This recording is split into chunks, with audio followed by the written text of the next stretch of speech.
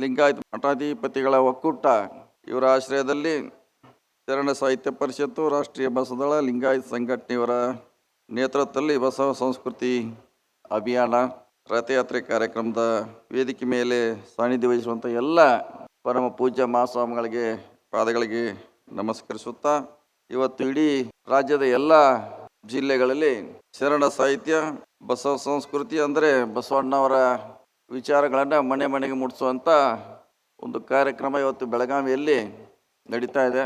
ಈ ಕಾರ್ಯಕ್ರಮದ ನೇತೃತ್ವವನ್ನು ಎಲ್ಲ ಪರಮ ಪೂಜ್ಯ ಸ್ವಾಮೀಜಿ ಅವರು ಬಸವಣ್ಣವ್ರನ್ನ 12ನೇ ಶತಮಾನದಲ್ಲಿ ಎಲ್ಲ ಶರಣರು ಕೂಡ ಅವರ ಸಾಹಿತ್ಯಗಳನ್ನು ಉಳಿಸ್ಲಿಕ್ಕೆ ಯಾವ ರೀತಿ ಪ್ರಯತ್ನ ಆಗಿತ್ತು ಅದರದೇ ಒಂದು ಮುಂದುವರಿದ ಭಾಗ ಅಂತ ನಾವು ಭಾವಿಸ್ತಾ ಇದ್ದೇನೆ. ಅವರ ವಿಚಾರಗಳನ್ನು, ಅವರ ಹೋರಾಟವನ್ನು ಮುಂದಿನ ಪೀಳಿಗೆ ಮತ್ತು ಈ ಭೂಮಿಗೆ ಮರೆತು ಹೋಗಬಾರ್ದು, ಜನ ಅದು ಮುಂದುವರಿಬೇಕಂತ ಈ ಅಭಿಯಾನದ ಉದ್ದೇಶ ಅಂತ ನಾವು ಭಾವಿಸ್ತಾ ಇದ್ದೇನೆ.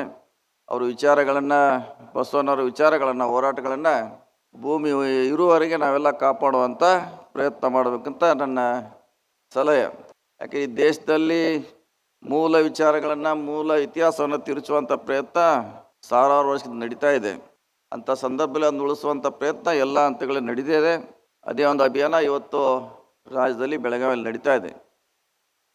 ಏನೋ ಆ ದಿನಗಳಲ್ಲಿ ಬಸವಣ್ಣವರ ಸಾಹಿತ್ಯಗಳನ್ನು, ವಚನಗಳನ್ನು ನಾಶ ಮಾಡಲಿಕ್ಕೆ ದೊಡ್ಡ ಕ್ರಾಂತಿ ಆಗಿತ್ತು. ಅದನ್ನೆಲ್ಲ ಬಸವಣ್ಣವ್ರು ಯಾರು, ಅವರ ಹೋರಾಟವನ್ನು ಅಳಿಸ್ಲಿಕ್ಕೆ ಭಾಳ ದೊಡ್ಡ ಮಟ್ಟದಲ್ಲಿ ನಾಶ ಮಾಡಲಿಕ್ಕೆ ಪ್ರಯತ್ನ ಮಾಡಿದರು.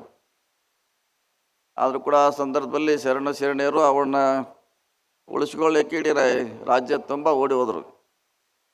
ಅವನ ತಲೆ ಮೇಲೆ ಇಟ್ಟು ಓಡಿ ಹೋಗಿ ಅವನು ಉಳಿಸುವಂಥ ಪ್ರಯತ್ನ ಮಾಡಿದರೆ ಅದನ್ನೇ ನಾವು ಇವತ್ತು ಹೇಳ್ತಾ ಇದ್ದೀವಿ. ಅದನ್ನೇ ಇವತ್ತೆಲ್ಲ ಶರಣರು ಕೂಡ ಹೇಳ್ತಾ ಇದ್ದಾರೆ.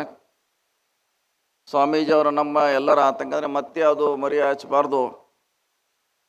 ಬಸವಣ್ಣವರ ವಿಚಾರ ಪ್ರತಿಯೊಂದು ಮನೆಯಲ್ಲಿ ಉಳಿಬೇಕು.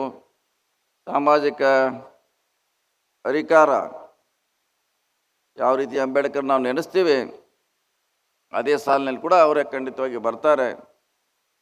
ಬಸವಣ್ಣವರು ಸಾಹಿತ್ಯ ರೂಪದಲ್ಲಿ ಹೇಳಿದ್ರೆ ಅಂಬೇಡ್ಕರ್ ಅದನ್ನು ಸಂವಿಧಾನ ರೂಪದಲ್ಲಿ ಹೇಳಿದರು. ಬಹುಶಃ ನೀವೆಲ್ಲ ಭಾಳ ಸೂಕ್ಷ್ಮವಾಗಿ ಗಮನಿಸಿದ್ರೆ ಏನು ವಚನದಲ್ಲಿದೆ ಅದು ಸಂವಿಧಾನದಲ್ಲಿದೆ, ಏನು ವಚನದಲ್ಲಿ ಹೇಳಿದ್ದಾರೆ ಅದು ಸಂವಿಧಾನದಲ್ಲಿದೆ.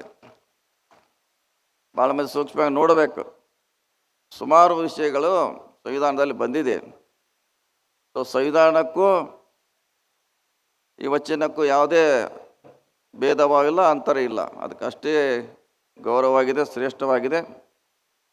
ಸ್ವಾಮೀಜಿಯವ್ರ ನೇತೃತ್ವದಲ್ಲಿ ನಡೀತಾ ಇದೆ. ಆ ಸಂದರ್ಭದಲ್ಲಿ ನಡೆದಂಥ ಹಲವಾರು ಘಟನೆಗಳನ್ನು ಬಹುಶಃ ಸ್ವಾಮೀಜಿಯವ್ರು ಹೇಳಿರ್ಬೋದು. ಬಸವಣ್ಣವರು, ನಮ್ಮ ಸರ್ಕಾರ, ಸಿದ್ದರಾಮಯ್ಯ ಸರ್ಕಾರ ಭಾಳ ದಿಟ್ಟ ಹೆಜ್ಜೆ ಇಟ್ಟು ಅವ್ರನ್ನ ಸಾಂಸ್ಕೃತಿಕ ನಾಯಕ, ವಿಶ್ವಗುರು ಅನ್ನೋ ಮಾತನ್ನು ನಮ್ಮ ಸರ್ಕಾರ ಅವ್ರಿಗೆ ಬಿರುದು ಕೊಟ್ಟಿದೆ. ಮತ್ತು ಹಿಂದೆ ನಮ್ಮ ಸರ್ಕಾರ ಇದ್ದಾಗೆ ಬಸವಣ್ಣವರ ಫೋಟೋವನ್ನು ಪ್ರತಿ ಸರ್ಕಾರಿ ಕಚೇರಿಯಲ್ಲಿ ಇರಬೇಕಂತ ಆದೇಶ ಮಾಡಿದ್ದು ಹಿಂದಿನ ನಮ್ಮ ಸಿದ್ದರಾಮಯ್ಯ ಸರ್ಕಾರ.